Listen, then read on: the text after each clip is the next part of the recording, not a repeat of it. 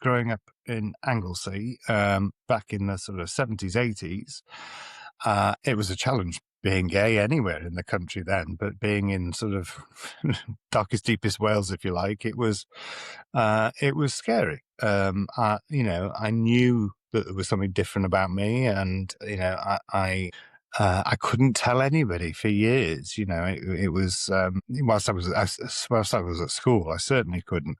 I eventually told one of my friends when I was 17. He was very, very supportive.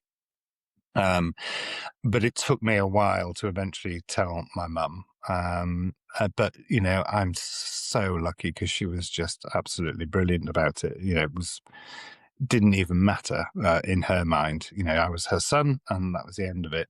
Took me a bit longer to tell Dad. In the event, my mum, told him, but he wrote me the most beautiful letter to sort of say, it doesn't matter. You're my son. That's what I'm proud of, and I've been wonderfully supported by my brothers as well. So I've had it really easy compared to so many people who sadly haven't had it as easy. I've gone through various experiences that have not been particularly pleasant, but